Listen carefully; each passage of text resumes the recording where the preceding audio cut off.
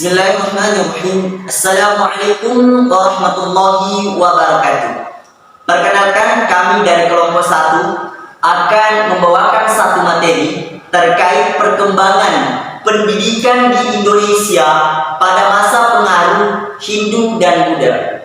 Untuk memenuhi salah satu tugas mata kuliah sejarah pendidikan yang diampu oleh Ibu Jumaisa SPD MPD selaku pengampu mata kuliah sejarah pendidikan. Kami dari kelompok 1 beranggotakan 5 orang, di antaranya 1. Anis, saya sendiri, dan yang kedua adalah Sahar, yang ketiga Pirawati, yang keempat Nurmadia Urfa, dan yang kelima adalah Nurul Rahmania. Selamat menyaksikan terkait dari penjelasan materi kami. Saya akan menjelaskan terkait sejarah pendidikan pada masa Hindu-Buddha. Agama Hindu dan Buddha masuk di Indonesia sekitar abad ke-5. Agama Hindu dan Buddha merupakan dua agama yang berbeda. Akan tetapi dalam prakteknya di Indonesia, kedua agama ini memiliki keyakinan yang sama, yang mana meyakini bahwasanya sumber kekuatan tertinggi adalah berasal dari persatuan antara Shiva dan juga Buddha. Pada masa Hindu-Buddha, pendidikan sudah mulai menunjukkan gerakan pendidikan yang memiliki misi penyebaran agama dan juga cara hidup yang lebih universal.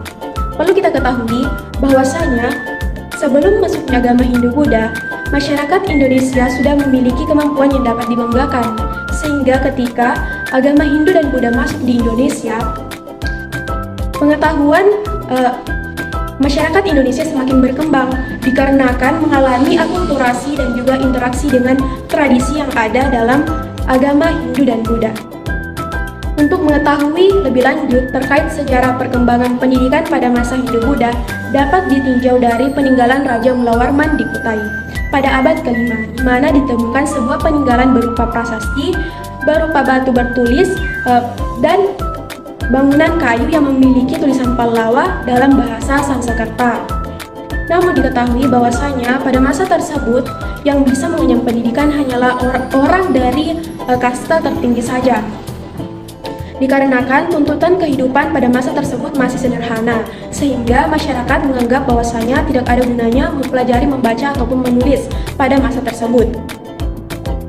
Kemudian dapat ditinjau dari peninggalan Kerajaan Tarumanegara pada abad ke-5 Masehi juga, di mana ditemukan sebuah prasasti berupa batu bertulis di dekat kota Bogor, yang kemudian hal ini menjadi bukti bahwasanya di Kerajaan Tarumanegara sudah mempelajari membaca dan menulis. Kemudian pada abad ke-6 di Sumatera, tepatnya di Kerajaan Sriwijaya, agama Buddha berkembang dengan pesat. Raja-raja Kerajaan Sriwijaya keturunan Shailendra menganut agama Buddha. Seiring berkembangnya agama Buddha di Sriwijaya, pendidikan juga semakin berkembang sehingga memunculkan perguruan-perguruan tinggi, di mana yang menjadi muridnya adalah orang-orang Indochina, Jepang, dan juga Cina. Dan yang menjadi gurunya adalah orang yang berasal dari India yang memiliki nama Dharmapala. Dharmapala memiliki tujuan datang ke Sumatera untuk mengajarkan agama Hindu Mahayana, di mana pada masa tersebut diketahui bahwasanya masyarakat Sumatera menganut keyakinan Hinayana. Jadi di sini dapat diketahui dengan jelas bahwasanya pendidikan pada masa tersebut berpusat pada penyebaran agama. Kerajaan yang memiliki perhatian besar terhadap pendidikan pada masa Hindu-Buddha adalah Kerajaan Sriwijaya. Dan dalam catatan Itsing diketahui bahwasanya Kerajaan Sriwijaya merupakan tempat yang sangat cocok dijadikan sebagai tempat belajar bagi calon rahi sebelum berangkat ke India. Itulah tadi sejarah pendidikan pada masa Hindu-Buddha. Sekian. Tujuan pendidikan pada masa Hindu-Buddha. Tujuan pendidikan pada masa itu identik dengan tujuan, yaitu manusia hidup untuk mencapai moksa bagi agama Hindu dan manusia mencapai nirwana bagi agama Buddha. Karena itu, secara umum, tujuan akhir adalah mencapai moksa atau nirwana. Secara khusus dapat dibedakan sebagai berikut. A. Bagi kaum Brahmana, kasta tertinggi pendidikan bertujuan untuk menguasai kitab suci, Weda untuk Hindu dan Tritaka untuk Buddha sebagai sumber kebenaran dan pengetahuan yang universal. Bagian B. Bagi golongan ksatria, pendidikan bertujuan untuk memiliki pengetahuan teoritis yang berkaitan tentang pengaturan pemerintahan. Bagian C. Bagi rakyat biasa, pendidikan bertujuan agar masyarakat memiliki keterampilan yang dibutuhkan untuk hidup sesuai dengan pekerjaan yang secara turun-temurun. Selain itu, terdapat sifat pendidikan pada masa itu, yaitu yang pertama, berpusat pada religi karena kehidupan atas dasar kepercayaan dan keagamaan menguasai segalanya. Kedua, penghormatan yang tinggi kepada guru. Dan yang ketiga, pendidikan hanya diikuti oleh golongan masyarakat saja. Baik, terima kasih. Saya akan menjelaskan terkait sistem pendidikan pada masa Hindu dan Buddha. Pendidikan pada masa Hindu-Buddha dilaksanakan dengan berlandaskan nilai-nilai agama sebagai pedoman.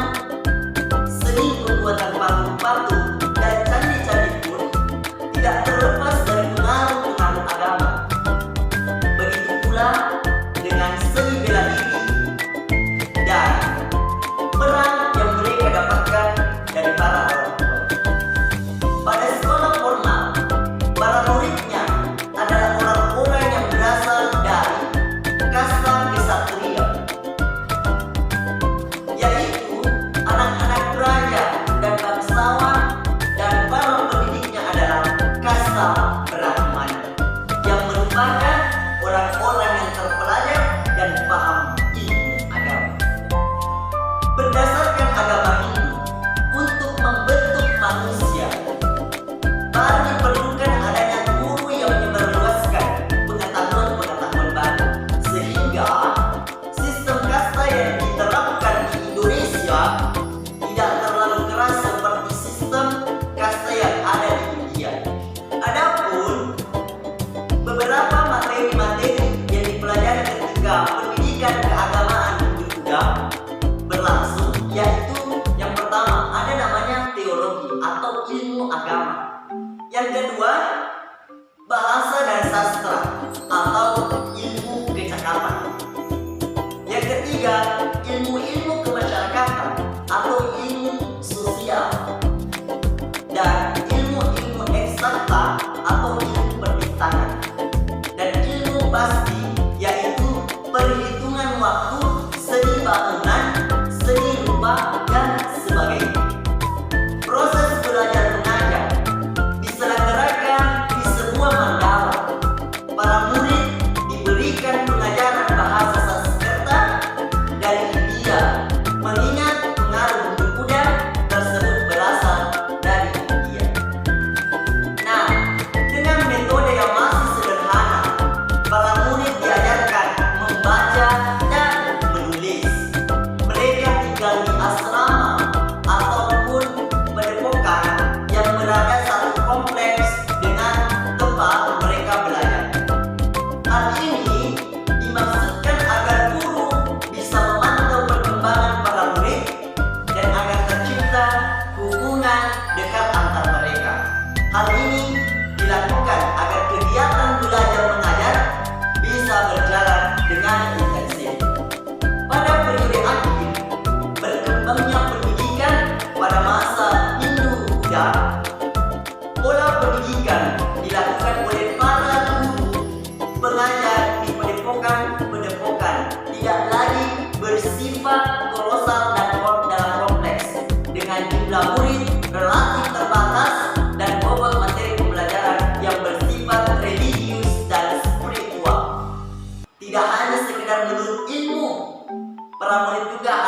bisa bekerja dan memenuhi kebutuhan sehari-hari mereka sendiri. Berdasarkan hal tersebut, dapat kita simpulkan bahwa pada masa pendidikan keagamaan Buddha, pengelola pendidikan adalah kaum Brahmana, bersifat tidak formal, dapat mengundang guru untuk datang ke istana, dan pendidikan kejuruan dilakukan secara turun-temurun melalui jalur kastanya masing-masing. Terima kasih. Assalamualaikum warahmatullahi wabarakatuh. Baik, di sini saya akan menjelaskan beberapa jenis lembaga pendidikan pada masa Hindu-Buddha. Yang pertama itu padepokan atau pencantrikan, merupakan tempat berkumpulnya para cantrik, yaitu murid-murid yang belajar kepada guru di suatu tempat, sehingga disebut pencantrikan. Dengan nama lain bisa disebut juga dengan padepokan. Yang kedua itu pura, merupakan tempat yang berada di istana. Tempat ini diperuntukkan bagi putra-putri raja belajar. Yang ketiga itu pertapaan. Orang yang bertapah dianggap memiliki pengetahuan kebatinan yang sangat tinggi. Oleh karena itu, para petapah menjadi tempat bertanya sebagai hal yang berkaitan dengan hal yang gaib. Yang keempat itu keluarga. Keluarga menjadi tempat belajar bagi anak-anak kepada orang tuanya. Kurikulum pendidikan pada masa Hindu-Buddha meliputi agama, bahasa, termasuk membaca dan menulis. Bismillahirrahmanirrahim. Assalamualaikum warahmatullahi wabarakatuh. Bersyukur kepada Tuhan, bersalawat kepada Nabi. Perkenalkan, nama saya Sahar. Saya dari program studi tabir CPS. Di sini saya akan menjabarkan tentang pendidikan pada masa Hindu-Buddha, di mana ada beberapa aspek. Yang pertama yaitu pendidikan intelektual, di mana pendidikan intelektual ini pada masa Hindu-Buddha yaitu lebih menjuruskan ke kitab-kitab, penguasaan kitab-kitab. Untuk pada masa Hindu-Buddha, untuk yang diperbolehkan itu yang masuk kaum Brahmana untuk memaparkan tentang konsep intelektualnya. Yang kedua yaitu pendidikan kesetriaan, di mana pada saat masa Hindu-Buddha masyarakat kerajaan atau keluarga kerajaan itu harus diwariskan atau harus dipaparkan tentang materi bagaimana cara mengatur strategi untuk mengatur pemerintahan dan strategi dalam berperang. Yang ketiga yaitu pendidikan keterampilan, di mana keterampilan pada masa Hindu-Buddha itu masih informal, dalam artian informal seperti apa? Ada orang tuanya yang seorang pemahat, tukang kayu, maka keterampilan dari orang tua itu akan diwariskan ke anaknya. Beda dengan masa sekarang yang formal, yang dimana kita bisa ketahui tentang sekolah-sekolah pada sekarang ini. Mungkin itu yang bisa saya sampaikan. Lebih kurangnya mohon dimaafkan. Sibis panjang para belum. Wassalamualaikum warahmatullahi wabarakatuh.